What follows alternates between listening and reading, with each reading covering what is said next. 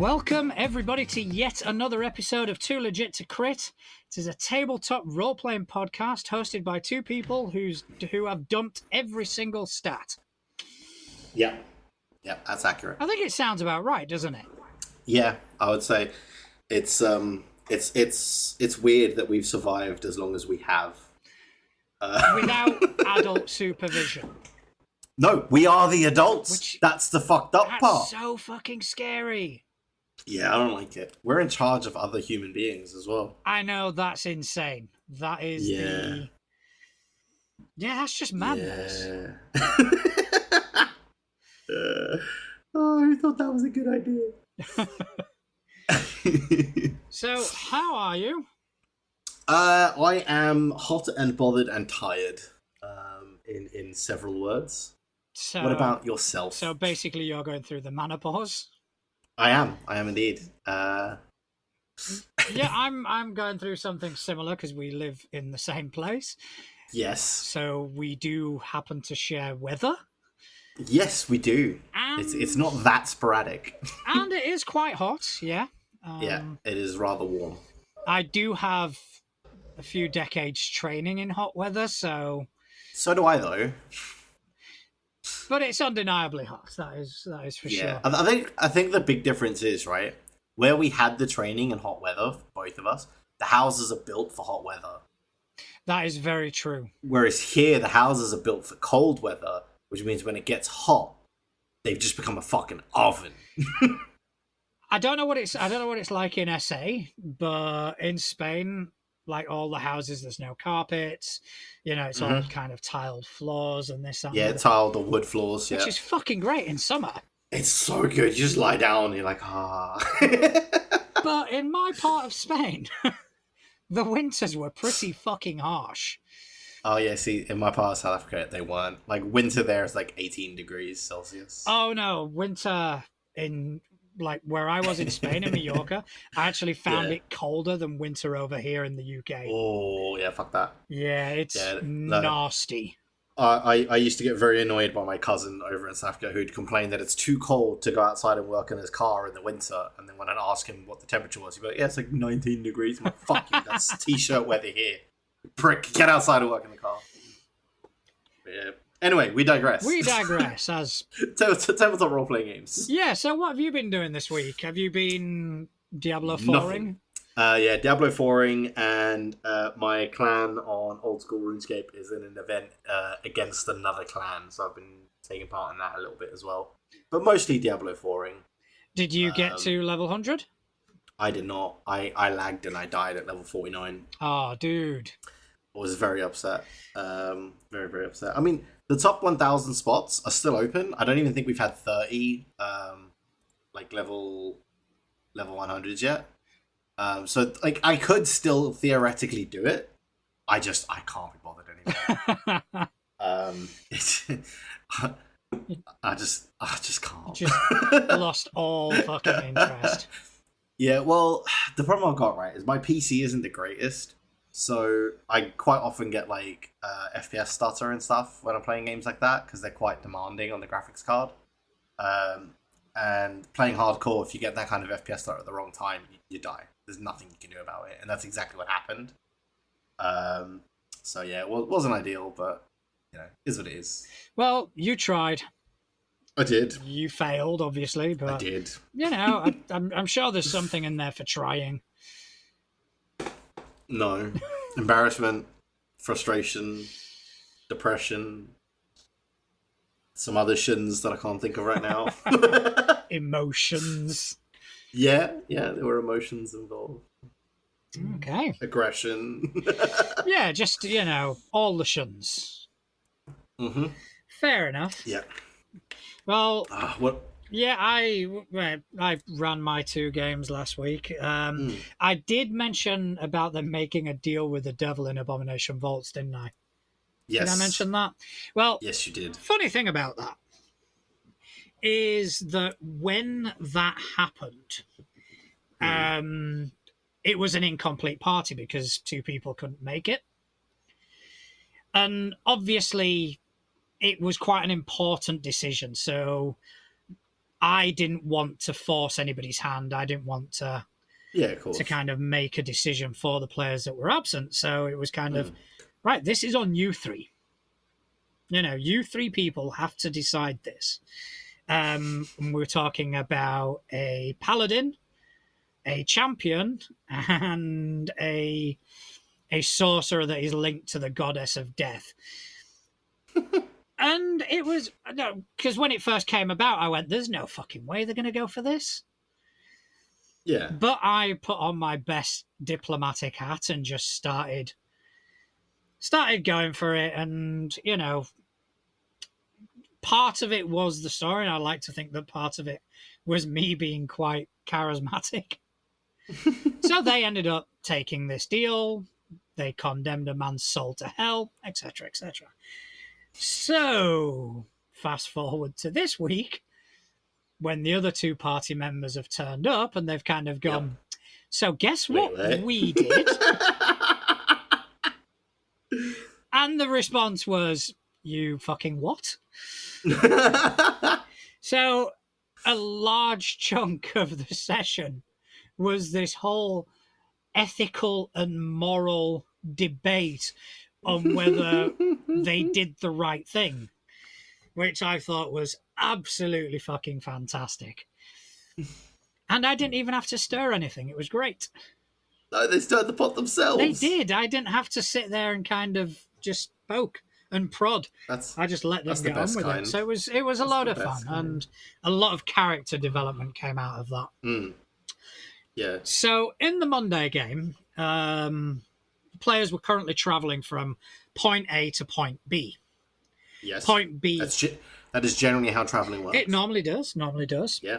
I'd prepared 4 encounters in between these 2 points. However, when it came around to playing on Monday, I wasn't quite ready to kind of jump into the next thing. Yeah.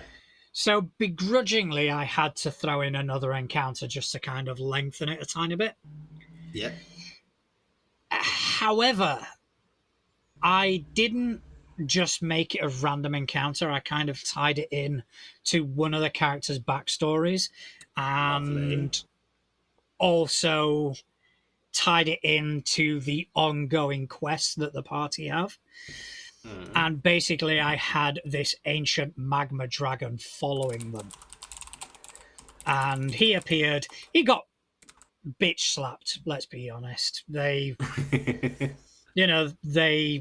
used really good tactics, rolls were on their side, so he got absolutely bitch slapped. And when I was about 50 hit points out from dying, I went, you know what? I like this dude. So he escaped. So they now have a recurring bad guy, which I'm going to have lots of fun with.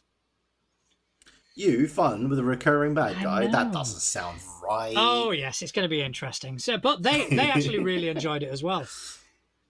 And just to hear the reactions when it's like, this is an ancient magma dragon, it was like, for fuck's sake.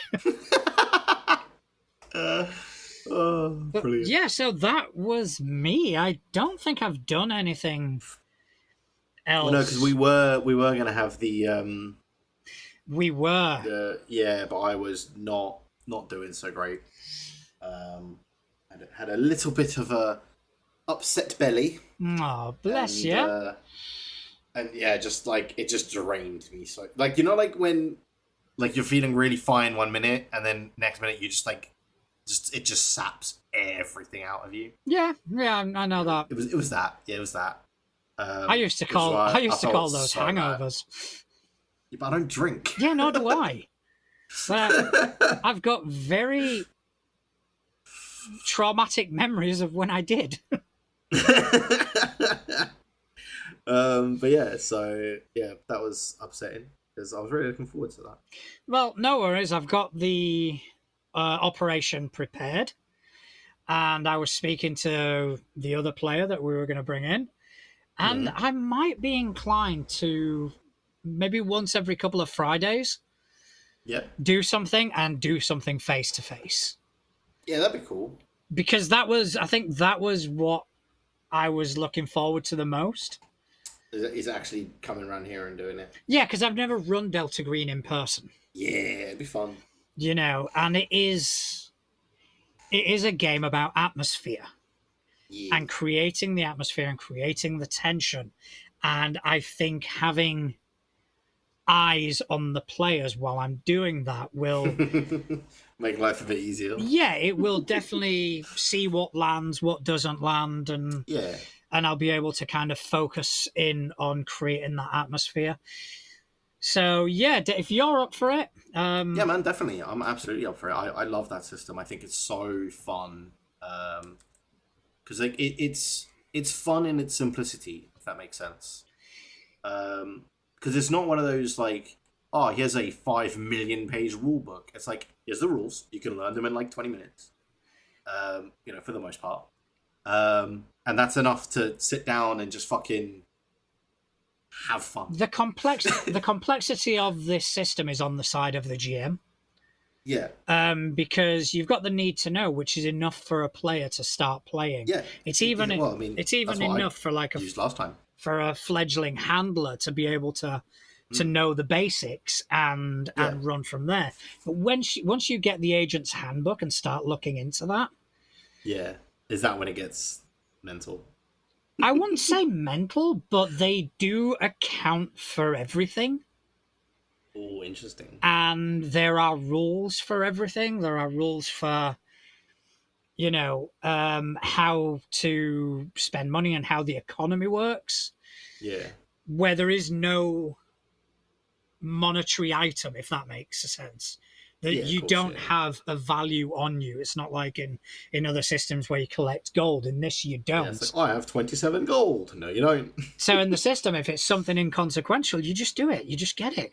If it's something a bit more less, involved, then there are roles involved, which, will allow you to do it. And then you can choose to kind of foot the bill to the organization, which may end pretty badly if you leave too much of a footprint and stuff like that. It's fine. It's fine. So yeah, it is a really, really cool system, and just put it on the company credit card. Exactly. Yeah. I'm sure they won't mind.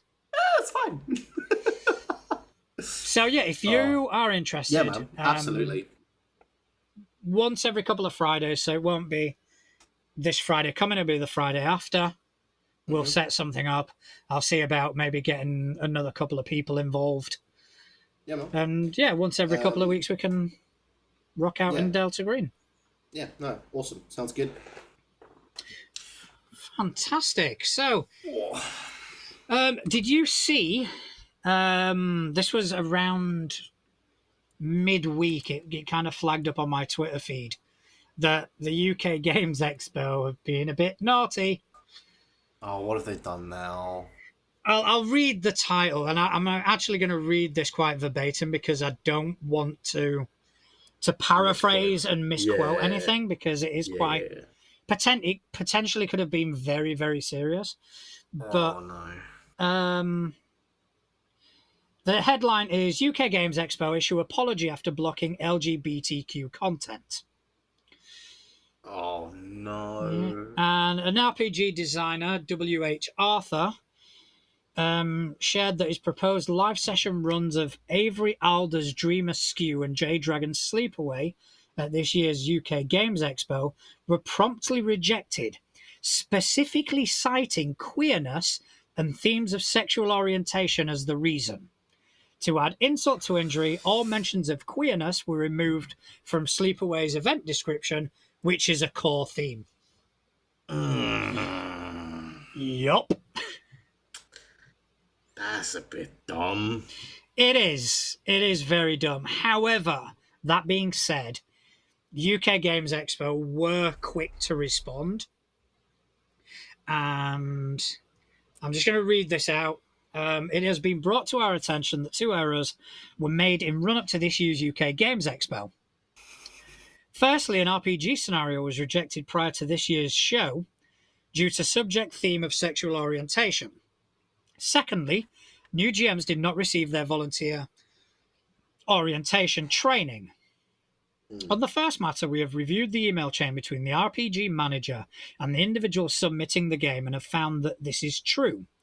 UK Games Expo does not accept scenarios containing sexual content due to past experience of this type causing distress and upset to players. However, this does not extend to sexual orientation.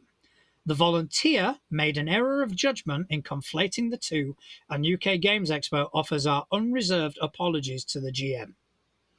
It is not our policy to censor based on sexual orientation, and we failed the GM by rejecting the scenario and the volunteer by not giving sufficient support and advice. Sorry, I was just going to finish off. Yeah, no, finish off. The volunteer was oversensitive to an incident that occurred in 2019 and stepped over a line. There is more, but it kind of goes on to the GMs not receiving volunteer stuff. But that, the crux of the matter is they have apologized. And I think as well, I think the apology is valid, right? Because obviously they've got the rules in place because of a past thing that happened. And it looks like there was maybe a bit of a misunderstanding or an overlap in what that person in the email chain read that as and what it was. But the fact that they've immediately just put their hands up and said, "Yep, we fucked up."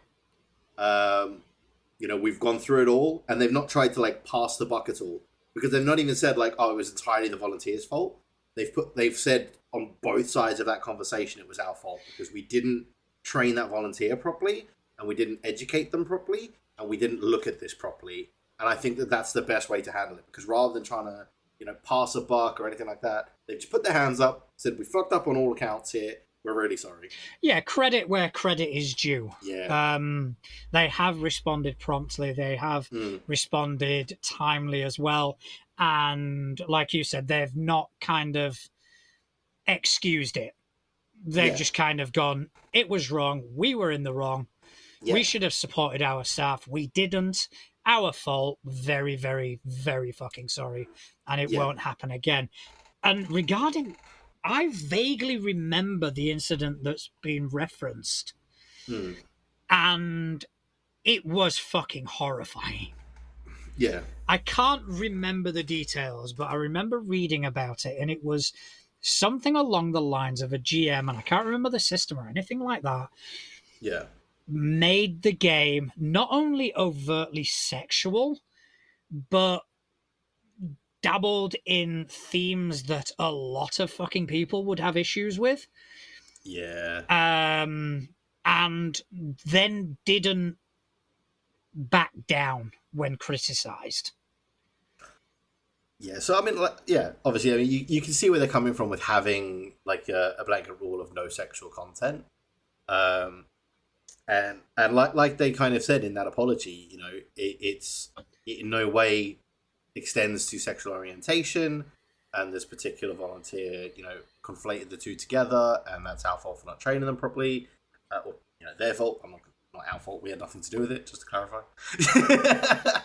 Yes, that is an important clarification. Just going to clarify that we had nothing to do with it. But the blanket of just putting their hands up, saying, not. I just think they've handled that really well. Because should it have happened? No. Did it happen? Yes. But they've dealt with it and they've handled it perfectly. Yeah, and the evidence kind of speaks for itself. Now, I'm only going from my point of view and my sort of Twitter feed and all this, but it hasn't been kind of hammered. It hasn't been, that it isn't a conversation that's still going on.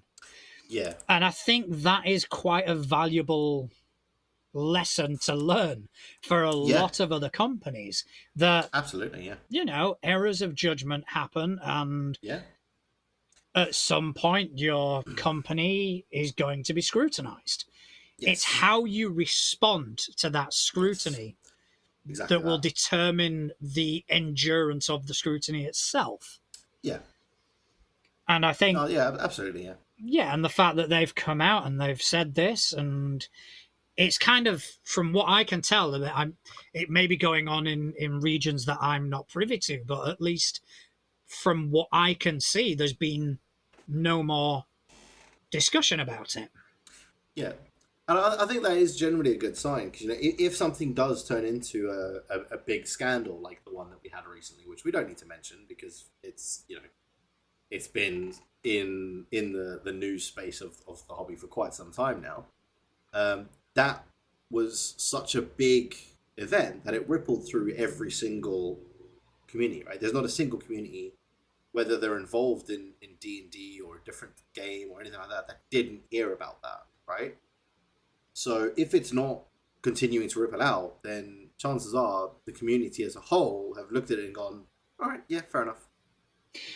To a certain degree. Of course, yeah. It's the whole, if someone holds a knife to your throat and puts it away, how quickly do you forget that? And essentially, that's kind of what happened. And I think the most damaging thing for Wizards was their response. Exactly. Yeah. Because at the end of the day, right, even these big companies, they're still humans, right? People are going to make mistakes. And I think the way you said it a minute ago perfectly sums it up. It's how you respond to that mistake. And they didn't respond well when they made their fuck up. I'll be the first to admit that. Their initial response was not good. It was insulting. Exactly. Right? Which is why that dragged on for, well, it's still ongoing, really, to a degree. Some people have moved past it and just cracked on. Others have not. And some people probably never will because of the way that they handled it. Whereas, like this one, because there's no long, it's kind of not faded away, because I'm not going to say that, right? Because it hasn't. It's still being reported on. But the community as a whole isn't calling for blood because of this mistake. It's because of the way they handle. Yeah, definitely. Like I say, credit where credit is due. In a perfect world, this error wouldn't have happened.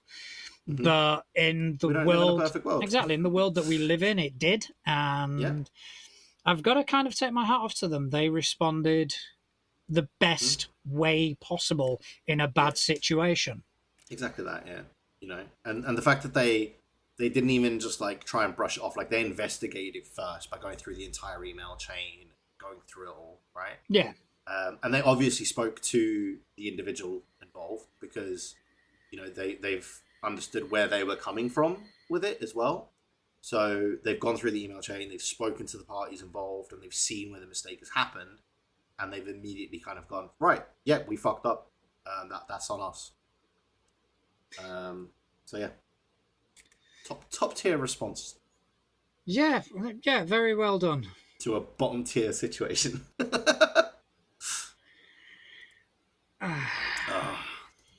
Speaking of D&D, seeing as you mentioned wizards in all their glory, did you catch a glimpse of what Mr. Crawford himself has said about the new rulebooks? I did, but admittedly, I didn't quite have time to delve too deeply into it. Is it because you saw D&D 5 and went, nope? No, I do like to have a look, just in case they fuck up anytime. So basically, what they've said is their plan is for the books that are coming out next year, 2024. They want those to be the books for the next 10 years. So it looks like the core rules of D&D will not be changing for the next 10 and a bit years once that comes out. They still haven't named it. So they're not calling it 6th edition or 5.5 or anything like that. They're still kind of saying it's just like a rework of 5e. So they haven't given an official name, and I think they're planning to just keep it as just a rework of 5e is the plan for now. To be honest, I'd scrap the 5e. I'd just call it Dungeons and Dragons. Well, I think that's what the one D&D was meant to do, right? Yeah. But then it kind of caught on, and everyone was calling it one D&D instead of just D&D. No, I mean, But if their even plan... that being said, like the 5e, the only people who really call it 5e are people that have been playing multiple versions of D&D. Like when I'm getting ready to play a game, I don't say, "Oh, I'm playing D&D 5e this week." I just say I'm playing D&D. Yeah, and I think that's kind of what they need to lead into. Yeah, Because if I'm, and correct me if I'm wrong, but the whole concept behind one D&D was to kind of do away with editions yes, that's exactly what and they're doing. just have one game that would be updated as and when Yeah, things and kind of emerged. I think that that is kind of what they're trying to do at the moment. Because even when they're talking about it, they're not using terms like fifth edition or anything like that. They're just calling it the new D&D rulebooks, the new this D&D, that D&D. They're not saying like the new fifth edition rulebook, this edition. They're just calling it D&D. They're not giving it a name other than D&D right now. Which is fair enough. Mm. I don't know. I don't know how sustainable it is in long term. And I'm not talking about the decade. I think, Pathfinder's been around for a decade before they released a new edition. Yeah, 5e must be getting up there. yeah. I don't even know when 5e first came out. I think it was like 20. It was like 2014. I think it was. So it's been about a decade that's been out when the books come out in 2024. Yeah, so I don't know. I mean, if the whole concept is to do away with editions and just have D&D and Yeah, progress it, I think at some point the editions do need to change. Maybe it's not in yeah. 10 years' time, maybe it's in 20 years' time. Mm. But I think with the evolving market and the evolving interest that people show towards the hobby, Yeah. I think at some point let's just clear the slate and start again becomes Yeah. necessary.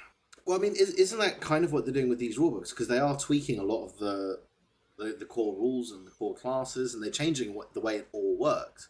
So they essentially are reworking the entire system without changing additions in air quotes, right? Hmm.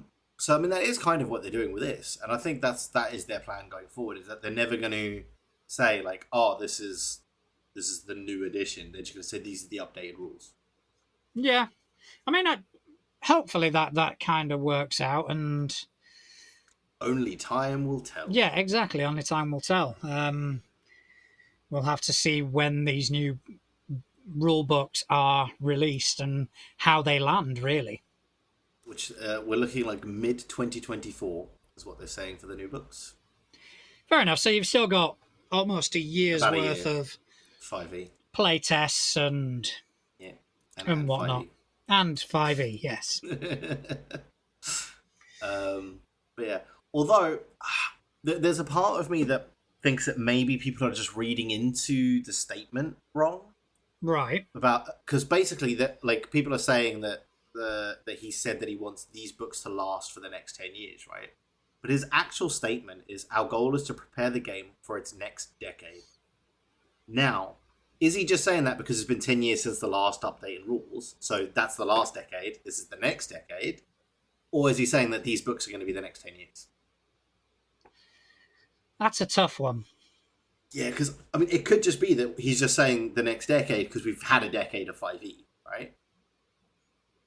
Yeah, I get what you mean. Because Um, you're going to get a lot of people that are going, oh, so what's going to happen after the 10 years are up? It's like, exactly. let's just wait. Whereas, whereas what he might be saying there is that these aren't the books for the next 10 years, but our goal is to prepare for the next 10 years with these books, right? So this is going to be the foundation that we build the next 10 years from. I think that's That's what it probably the means. I most think, likely.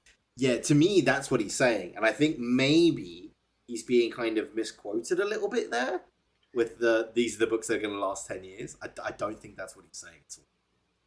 Well, we all know that things on the internet never get misquoted.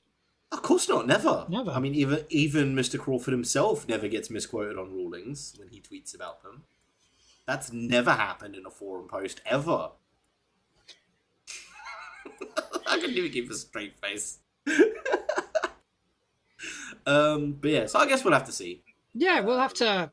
I think it's just a case of seeing what happens next. We are currently in a period of change Yes. for the entire hobby. Mm. And a lot of these things are, let's just see what happens.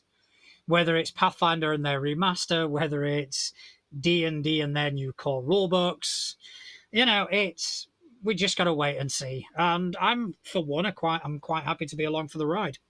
Mm-hmm. So, yeah. News from the other side of the coin. News from the underground. The Rebel Alliance. Yeah. Paizo workers have successfully voted to ratify their first contract. The contract grants wage increases, benefits, employee protections, and management collaboration framework. Let's go. That's huge. That is huge, not only for Paizo, but it's huge for the industry. Yeah. Because Paizo did have a dark moment a couple of years ago. And this is the end result of that, because obviously unions don't happen overnight, and essentially this is the end result, that there are now contracts in places, which I think is going to benefit Paizo massively, because that's going to just attract more talent. Absolutely. And it also kind of gives them that kind of, it gives the talent that's there the security to know that they can focus just on pumping out quality stuff, right? Yeah. Because they're not going to at some point like be halfway through making something really cool and then just like the rug gets pulled from under them going, nope. Yeah, exactly. It gives people security in an industry, from what I can tell, isn't naturally secure. Isn't, yeah. So hopefully this has a bit of a butterfly effect where it does affect other companies and people follow suit, and these writers and designers and artists are all treated as they should be treated and valued. Exactly. Yeah. So congratulations to everyone involved in that. Yeah, that's actually awesome. And yeah, like you say, I hope that does kind of pave the way for the fantastic creators that are out there to get a better deal out of everything all round, just wholesale. Yeah, definitely. So, I've got another one to add to the list. Oh God, what is it? Oh, this just sounds amazing. Okay, so Triangle Agency. All right. Okay. It is a satirical horror RPG of paranormal investigation inspired by Control and the X-Files. So from what I can tell, it is essentially you are part of an agency, a corporation, and you have to fight horror elements, but you also have to take care of the bureaucracy side of things. So it's like you get the whole action movie bit, but then afterwards you got to do all the fucking paperwork. Shit like that, yeah. I love that. I mean, just reading the blurb, it says everything about this game advertises a witty satire against late-stage capitalism and the role of corporate bureaucracy in our lives. But it's run through with a biting edge that seems adept at balancing humour with moments of real horror, often perpetrated by the very systems and people who purport to protect their workers. That sounds phenomenal. Yeah. That sounds really fun. I'm down. Let's put it on the list. All right, so the Kickstarter runs through July the 6th, and on payday, I am kickstarting this motherfucker. Fantastic. Well, speaking of new things. Okay. Elden Ring, the video game of the Dark Souls franchise. I've heard of it. I've not indulged. I am not either. I've never played any of the Dark Souls franchise. However, this being a tabletop role playing game podcast makes no sense to talk about a video game unless it's Diablo 4 because I play that a lot. Yeah. However, the Elden Ring tabletop role playing game has got a release date Interesting. of later this month.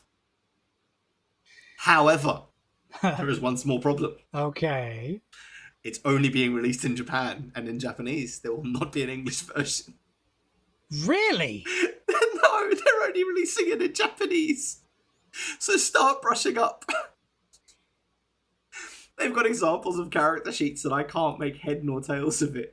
So they're not aiming for a worldwide release at all? No, only in Japan, and you can only pre-order it on Amazon in Japan.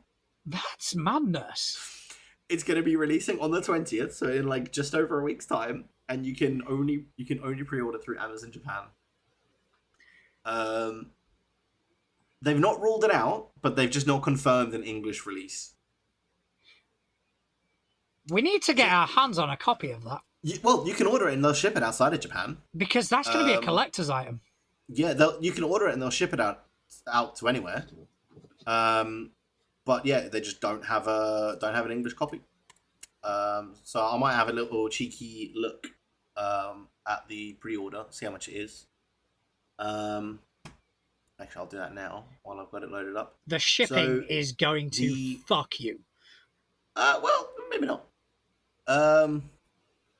So if I was to pre-order it, it's 6,000. It's actually not that bad for shipping. It's only 2,785 yen. What is that in pounds? In our money.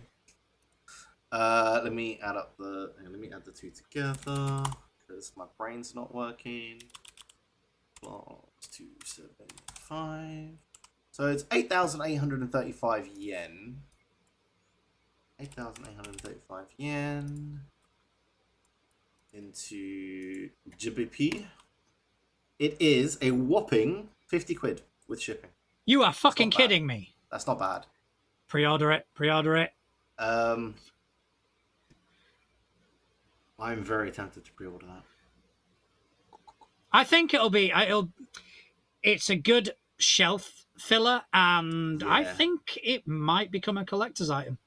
Or you can get the Kindle version, which obviously is free to your Kindle, for 6,000 for like the same price. It's 50 yen difference. You just don't have to pay for shipping, obviously. Well, you may as well get the hard copy, especially if you're looking. Yeah. If you're wanting it as a collector's item, it has to be hard. It's 624 pages. Holy shit! Yep. I'm guessing there's an adventure path in there as well. For that many pages, I would hope so. I would imagine so. Because I know these games are quite notorious for their difficulty. Yeah. Actually, I can tell you exactly what the split on the pages is. Oh, cool. It's 192 pages for the core rulebook. 96 pages of skills and like sheets and stuff. And then 336 pages, so the rest of the book, or the bulk of the book, is for enemy and scenarios. So that's going to be like your monster manual and a couple of scenarios and stuff. That's pretty good. And that gives you your bestiary and your campaign guide, is that 336 page portion. But that's actually really cool, though. And I think that's actually a really cool way to like publish something like this, is just one massive book, and that's your core rulebook and your bestiary, rather than buying like, oh, here's 5 different books to play this one. Yeah. I quite like that. And it's decently priced, so 50 quid. That ain't 50 quid, you can't go wrong. Yeah. I think I might have to buy a copy of that. Yeah. Tempted.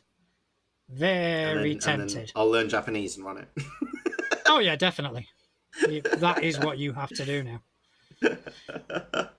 But yeah, so that's my little tidbit of fun information for you. Well, I actually saw something which caught my interest initially because of the concept of the game. But then it I went down this rabbit hole, and it just... Yeah, all right, I'm going to just start. So I saw something. A game called Ether Nexus, right? Right. Which is a high fantasy mecha tabletop role-playing game. is now on Kickstarter. Okay. So essentially, it is sword and sorcery, but you are piloting mechs. Okay. Which I went, okay, I like that concept. That is really interesting. Mm-hmm. And I started reading into it. It does look okay. But then I got to the part where it says it is powered by the Mecha Hack rule set. So I went, okay. So I'm going to check what that is. Yeah. So I went and I checked out Mecha Hack, and I seem to have lost it, but bear with me a second.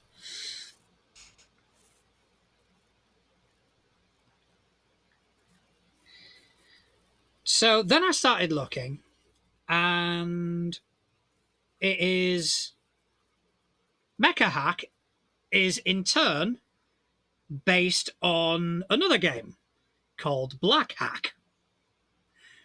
So obviously, I went further down the rabbit hole. Oh, God.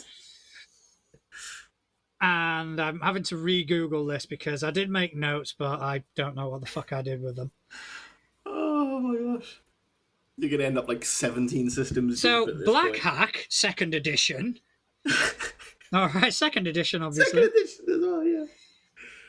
Is a super streamlined role-playing game that uses the original 1970s fantasy role-playing game as a base. Uh-huh. So, my question is, how many hacks does it take to just say, this is our own fucking system? I guess it's copyright covering, isn't it? Because as long as they say, "Oh yeah, we based it on this," you can't, like, no matter how deep that rabbit hole goes, at no point can you be like, "Well, you know, this is copyright because of this." You're like, no, because you see, we did this, which is this, which is this, which is how we got that. Yeah, but it's madness. I had to spend far too fucking long investigating that. Oh, that's hilarious. But yeah, but then it just kind of harkens back to, I mean, for my early days of Pathfinder, where I'd kind of go, you know what would be cool? I'd like to run a system where, you know, and I'd come up with fucking Voltron or something like that. And I want to use the Pathfinder rules. And a friend of ours who is a more seasoned role player in general just kind of went, dude, there are fucking systems for that. Yep. And it also harkens back to the amount of people that bend and stretch 5e to ridiculous extents to get to it's like another product. Like, okay, so I want to make Cthulhian horror out of 5e. There's a fucking system for that. There's a system for that, yeah. Well, it's actually like, called Call of Cthulhu. It's like when I was remember when I spoke to you the other week about like I wanted to find a Western like type system, right? And then literally everything I was finding was like, oh, here's how to make this game a Western game, or here's how to turn your 5e game Western, or this is how to turn your Pathfinder game Western. And after like going through like 17 different fucking, this is how you turn this system Western, I found like a system was like, this is just a Western system. So, because I knew it existed. Like, there's no way that I was the first person to go, it'd be really cool if there was a Western system. Like, just to play, like, the Wild West. There's no way I'm the first person to think of it, so there's got to be a system out there for it. It took me way too long to find, because everything was just polluted with people trying to convert their comfort system to fit this world. It's like, just play the system that is built for it. I was part of a Facebook group not long ago. Yeah. And it was called something along the lines of, I'm begging you to play another system. And it was dedicated to these people who just stretch and abuse 5e and fit it into every fucking hole that they can imagine.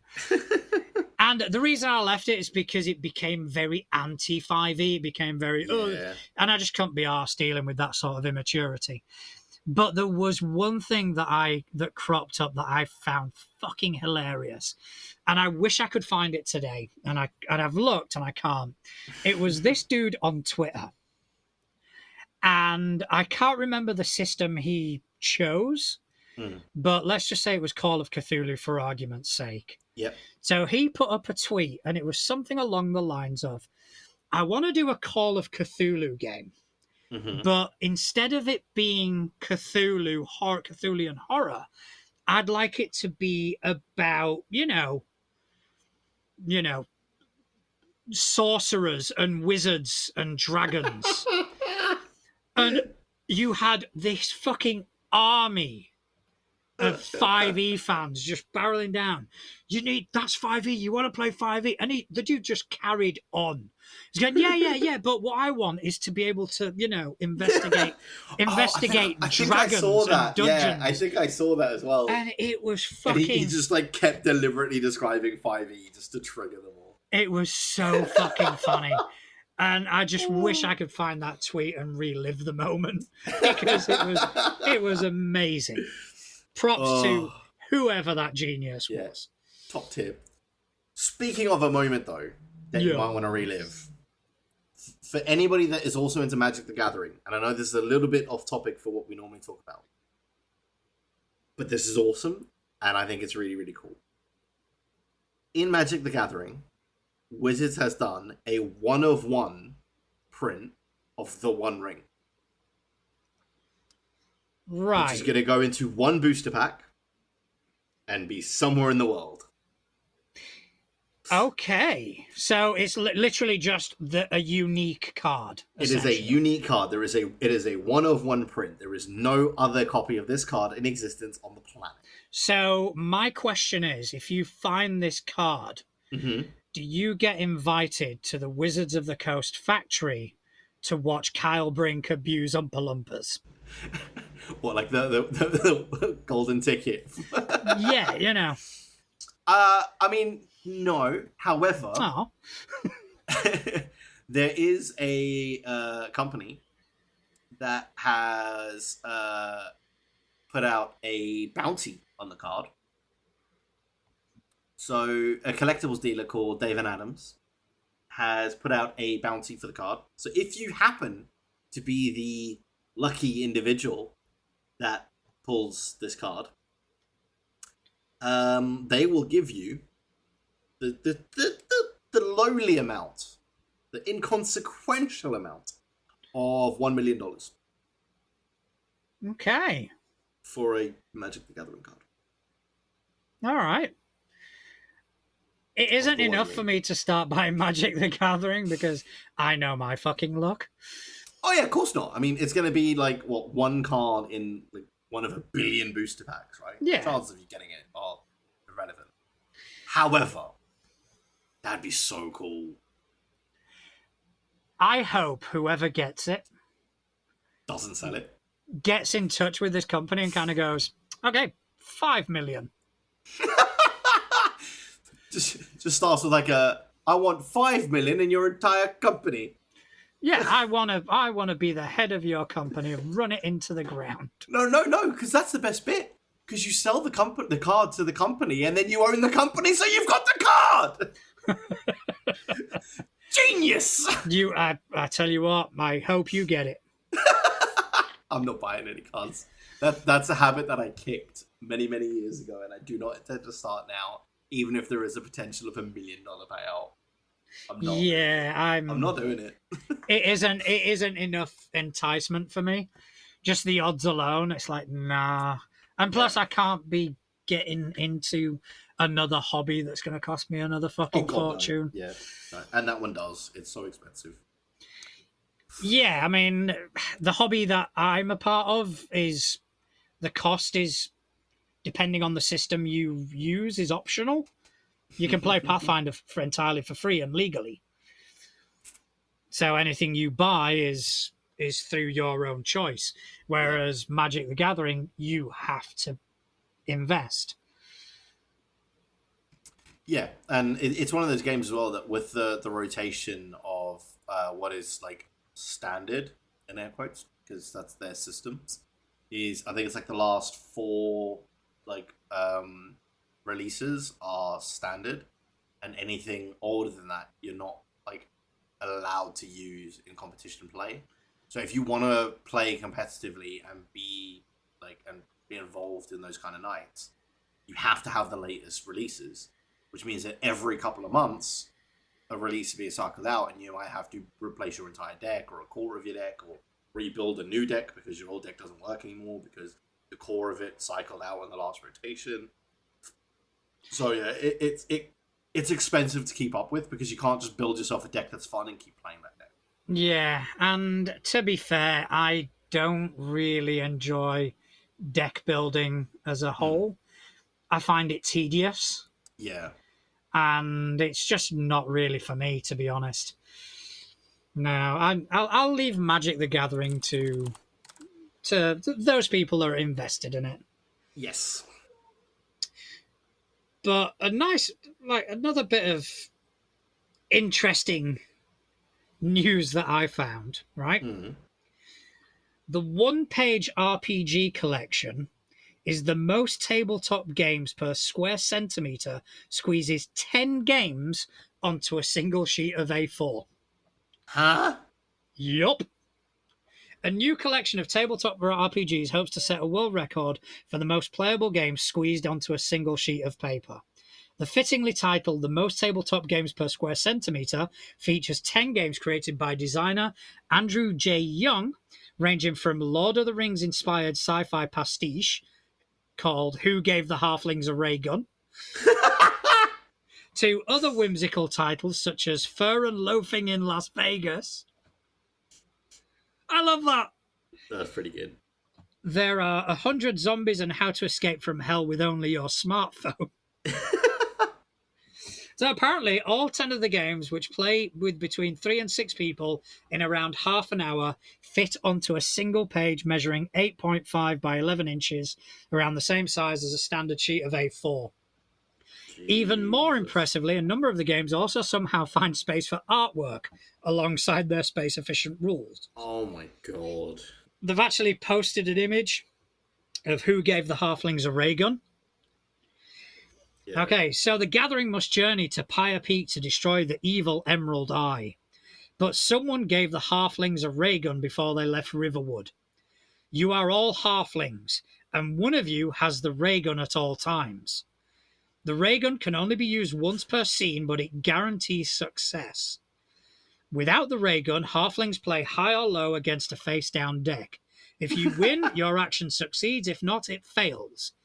Each scene requires 4 successes to pass, but every 3 failures, the Gathering of 9 loses 1 non-halfling member.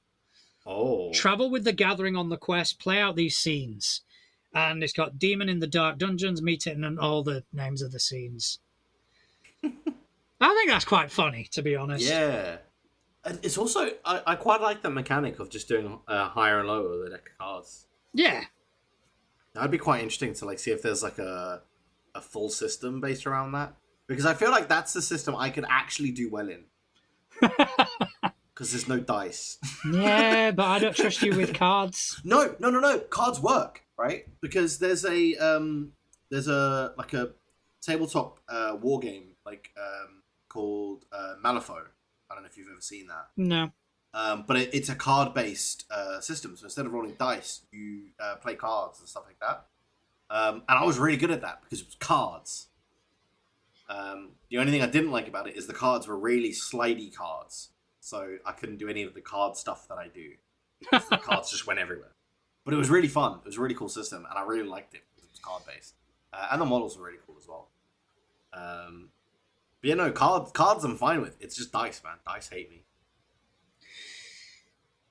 All right, well, maybe if dice hate you, this next thing that is just a picture that someone posted on Twitter, and I don't know how legit it is, but if it is, it's fucking horrifying. Okay, so someone posted a picture of something that's going to be coming soon on Kickstarter, and it's called Character Level Services. So how it works... Roll up your first... actually, no. I'm going to do this like... I'm going to advertise the shit out of this. All right. Right. How it works. Roll up your first level character, create their unique backstory, and submit your character to us. Our team of experienced and dedicated players will play your character at our proprietary D&D table with a professional dungeon master. We return your character to you at the selected level with detailed notes, captivating stories, a collection of magical items, and earned downtime. Just imagine the reaction of your friends when you unveil your fully developed character.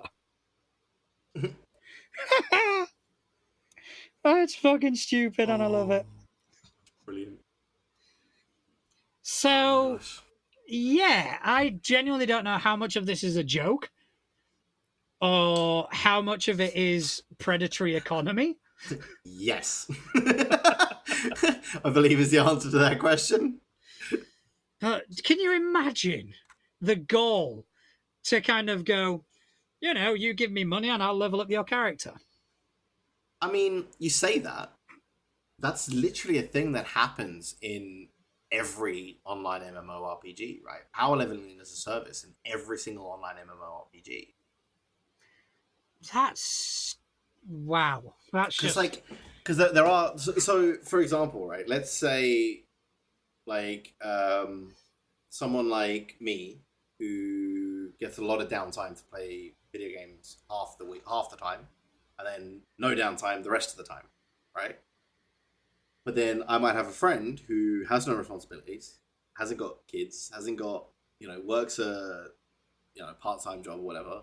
So they play shit tons. So I'm earning good money, but I don't have time to play. So I pay somebody else to play for me so I can keep up with my friend. Now, I don't do that, but there are people that do. There's an entire service like around that in online MMORPGs, where you can pay people to level for you, or even like just boring skills that you don't want to do. You can pay them to level for you. yeah, that's And if yeah. you've got I suppose it's supply and demand, isn't it? exactly, it's the same as what we were saying about the the professional GMing, Yeah, right? It goes back to that conversation of if people are willing to pay for it, why not make money doing it? yeah. We should start something like that. Yeah, I'm not creative enough. No, but we could do you want your character to die an epic death? Oh yeah. Roll Do up your level 17 character and send them to us. that. And We watch me will murder it. we will play at our proprietary table and we will kill the ever living fuck out of it. Yes. I think we should do that. That should be a service that we offer. Yeah, we could do that.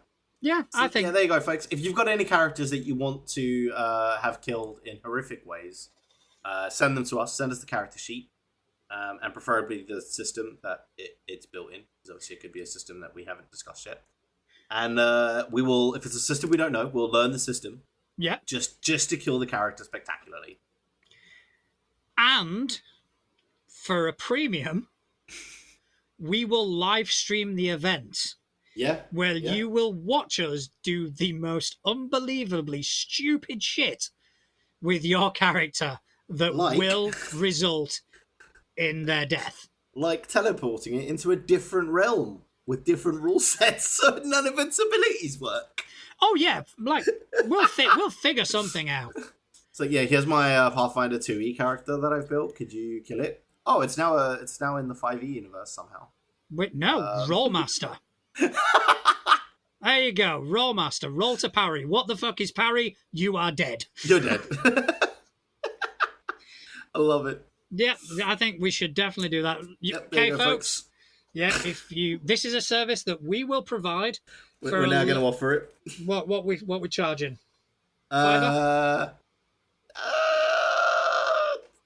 Yeah, sure. Yeah, fuck it. Give us a $5. Each. And obviously each, I'm just checking. And then we will kill your character. Yep. And it will be epic. It will be a story to be told for generations to come. Because I'll roll in that one.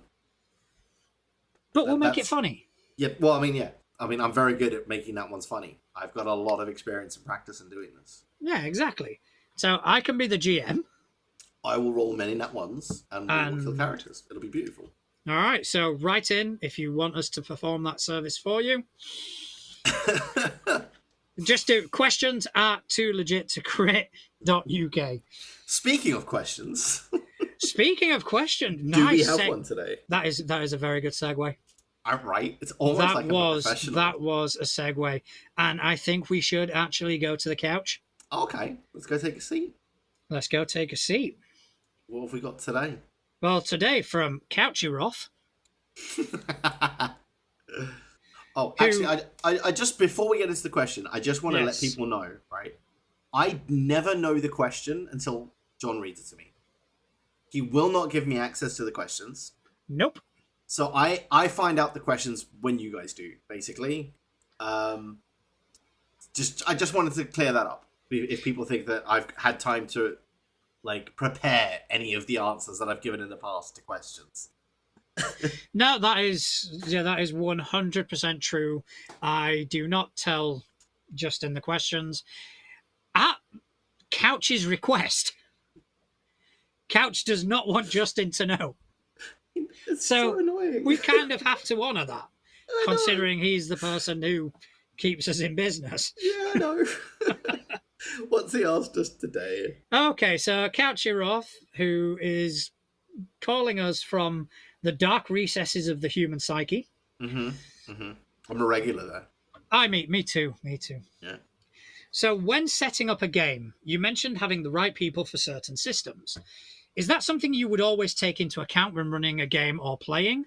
Example being invited to play a game and not knowing other players, or knowing a person that you've heard stories about, in brackets, not good ones. Would this decide whether you would play or run a game or not? I personally don't think it would for me.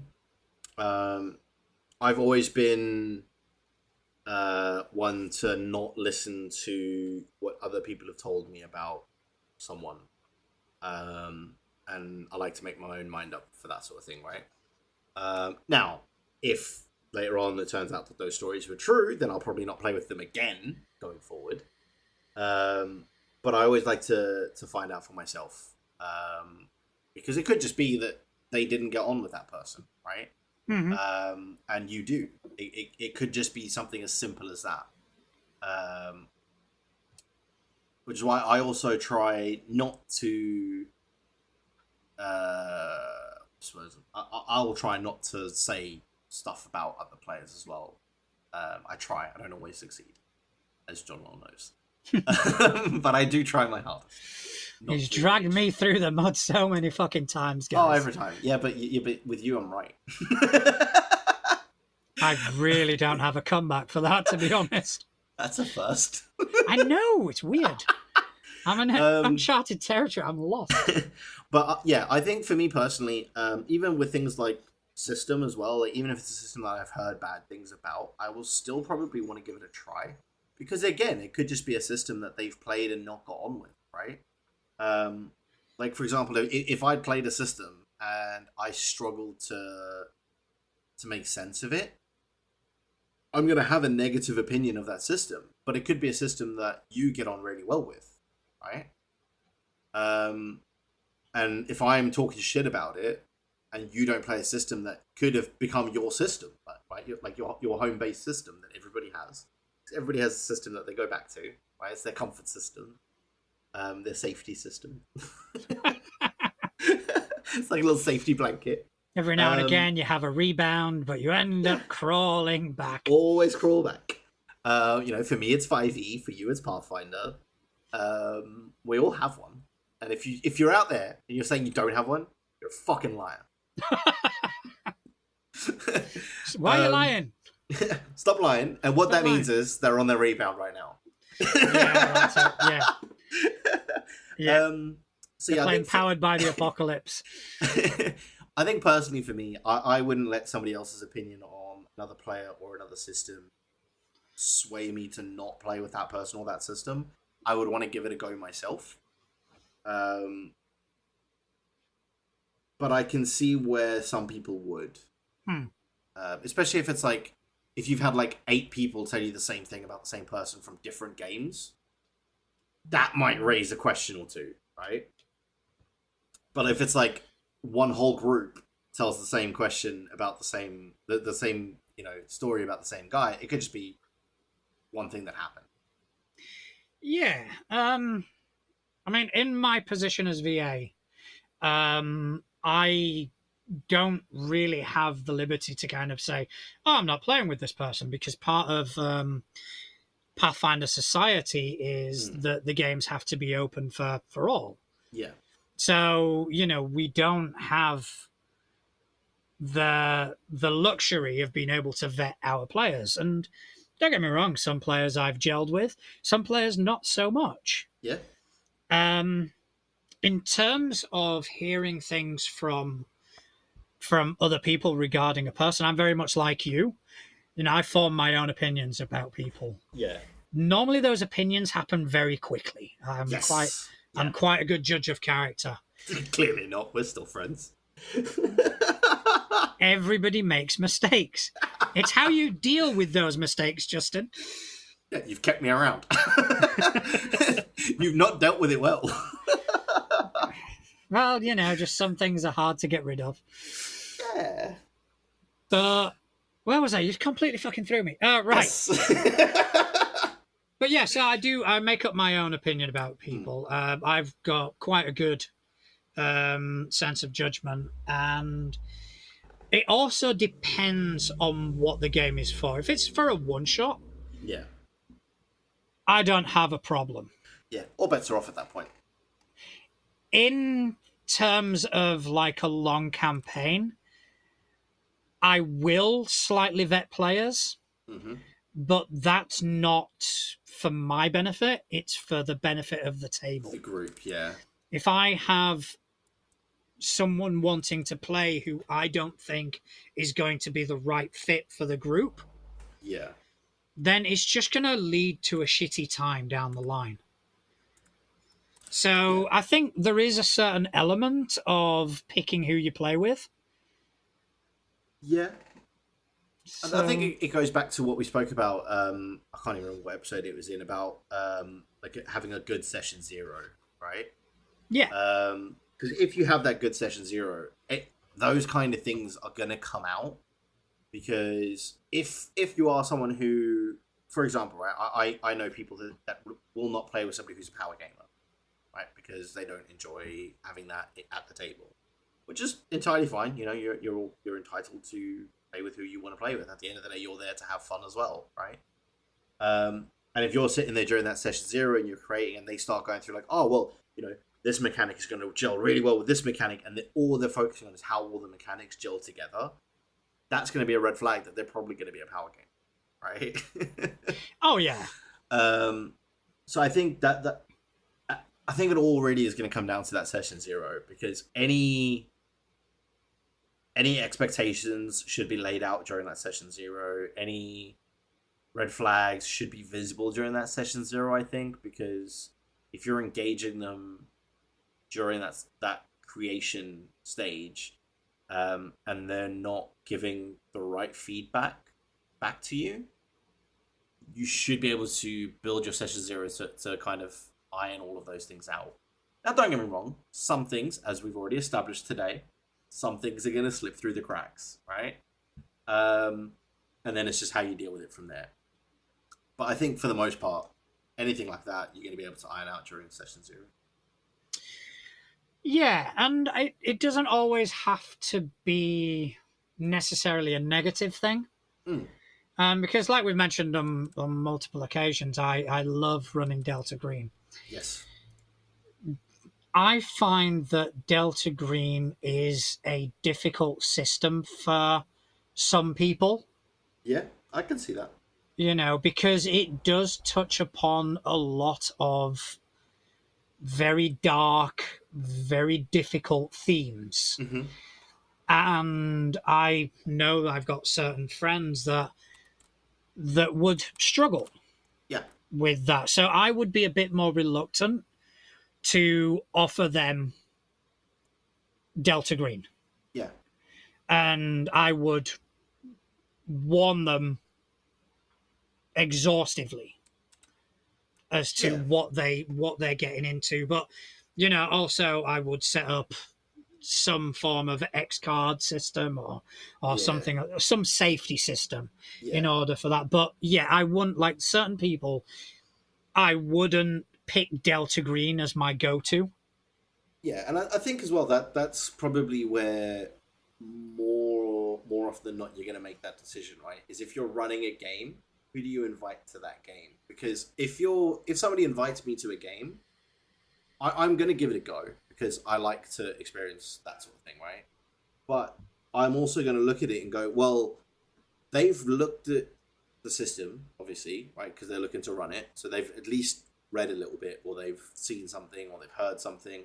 And they've probably looked at their friend group and gone, I reckon Justin will enjoy this. Yeah, So to a degree, that once you get that invite, they've already kind of weighed up the system against your likes and dislikes, right? yeah. Because I know that I'm probably not going to get invited to a game where the whole point of the game is for all the characters to be vegan, because I have made my stance on that whole thing very, very clear to all my friends. So I'm not going to get invited to that kind of game because they know I'm not going to enjoy it. So that was a weird sort of example. Well, no, I had a conversation about vegans earlier today. That's why it was in Fair my enough. head. It's just it just kind of really struck me as just out that's of left what he field. that's his example. That's his go-to no system. Yes, anything about vegans. Fucking hell. Look, I'm South African. We like our meat, all right? But Fucking hell. it's like hobbits and second breakfast. Oh, now the vegans are going to be pissed at us. I mean, they're pissed at me anyway, so it's fine. Yeah, can I just say that Justin's thoughts do not reflect my own? Yeah, no, absolutely. And don't get me wrong, I've got nothing against vegans. I'm just going to say that now as well. I've got nothing against them. It's just not a lifestyle for me. Fair enough. Let's leave it at We're going to leave it at that. But what I was saying is, they've looked at the system, they've weighed up what I like, what I don't like, what I'll enjoy, what I won't enjoy, before they've said, let me invite Justin, right?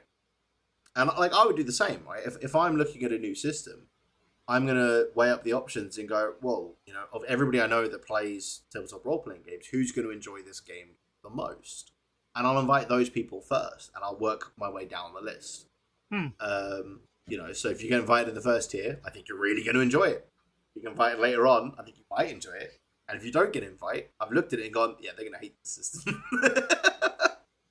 Yeah, but to be honest, sometimes I could be wrong. Yeah, sometimes you can be surprised. Yeah, you could be wrong. And, that's one of those things that you're going to have to make that judgment call. Or it could be that you're running it one day and they're there, or they see the book on your shelf and they're like, oh, what's that? And they're like, oh, yeah, let's give that a try. And then they fall in love with the system. It can, it could happen. You could completely misread them. But yeah. Yeah, I mean, that actually happened to me not long ago. A very good friend of mine. I'm not going to go into reasons, but I know that Delta Green, I made the assumption that Delta Green wouldn't appeal to them. Yeah. And we were speaking, and they're very interested in starting out tabletop role playing. They've never done it before. So we were talking about different systems, and I went, okay, the systems I normally run, you've either got high fantasy, think Lord of the Rings with superpowers, essentially. Yeah. Then there's also... It's actually one of the best descriptions I've ever heard of high fantasy as well, by the way. That's Pathfinder, Lord of the Rings with superpowers. Yeah. And so I mentioned a couple of systems. I think I also threw in a bit of Numenera, which I'm still quite new to. Anything in the Cypher system, I'm still getting my feet wet. Yeah. And then lastly, I went, oh, yeah, there's also, there's an existential horror system where you essentially play agents combating world-threatening things that you can't see, and it's all based in like the Lovecraftian mythos and this, that, and the other. And they went, "Oh, that sounds interesting." I went, "Okay, right. So Delta Green it is then." So I'm carefully selecting a scenario which is a bit easier to digest. Yeah. Because there are some of them that are fucking hard, even for me. Yeah. Where I have to stop and kind of go, Ooh. "Oh, fuck's sake." Yeah, I think, so hopefully that answers that question. I think we did. Obviously, we can't get feedback from Couch until next week or until you see him. I mean, I can just shout out the window. Yeah, shout out the window. So, Oi, prick! Oi, prick! Listen tomorrow. We answered your question. We do need to get him on the show. I have discussed with him. He is keen to do so. Would just need to do scheduling. He did tell me days that he's available, but that was like a week and a bit ago, and I've slept since then. So I think we would probably have to record a different day. On a different day. Yes. So absolutely. Maybe the news stories that we have sound a bit outdated when we release them. But I think it's definitely going to be interesting having Couch on the show. Yes. So he can ask us a question in person. Yeah. And then even you won't know the question. Even I won't know the question unless he sneakily tells me before. Still emails it in anyway. Just to piss you off. Well, when we discussed him coming on the show, because he does live literally, like when I say literally here, I mean it, the actual word literally. I can see his house from my window right now, across the road from me. We discussed him actually just coming here and recording it here. So in person for me, not just on the show in person. Yeah, I mean, I'd be tempted to get in on that. The only thing is, logistically, it's a ball ache. Yeah, well, for you, yeah. For us, it's dead simple. Yeah, for you guys, it's pretty straightforward. I'm assuming you've got a couple of mics. I have many. I have 3 PCs. Of course, I have more than one microphone. I mean, I could always record on my iPad. You could. Just don't know what the sound quality. Anyway, this is stuff to be discussed. Yeah, we'll figure it air. out. We'll figure it out. But I do believe that is time for us. It is indeed. Thanks again, Couch, for sending in another great question. Yep. We always look forward to hearing from you. We do. Thanks to you, Justin, for spending some time with me today. That's all right. Thanks to you for chatting bollocks with me all afternoon. It's always a pleasure, my friend. So, do you want to tell people where they can find you on interwebs? Of course. You can find me online pretty much everywhere now at Justin Accurate TV. Wonderful. And you can find me on pretty much most of the social media sites at Natural Juan. Mm-hmm. And we also have a Facebook group. We do. Facebook page. Yeah. Follow us, send us questions, interact with us. We are kind of growing a bit of a community, and it is fantastic. I'm really enjoying it. It's still very surreal to me. It is. It's weird that people actually listen to us. Listen to us. Yeah. This past week, the listens have kind of dropped a tiny bit, and I just kind of went, yeah, that seems about right. And then all of a sudden, yesterday, they fucking shot up again. It's like, okay, so this is still happening then, is it? People are on holiday. Yeah, exactly. People must be on holiday. So, yeah. And speaking of those wonderful people that take time out of their busy days to listen to us, thank you ever so much. If you're listening to us on Spotify or Apple Podcasts, then give us a review, give us a rating, and help us grow, help us reach more people. Mm-hmm. And other than that, I just want to wish everyone a wonderful evening. Yes, and enjoy what is left of the rest of your week, folks, whenever you are listening to this. Hope you have a great week, everybody, and we will see you all next time. See you next time, folks.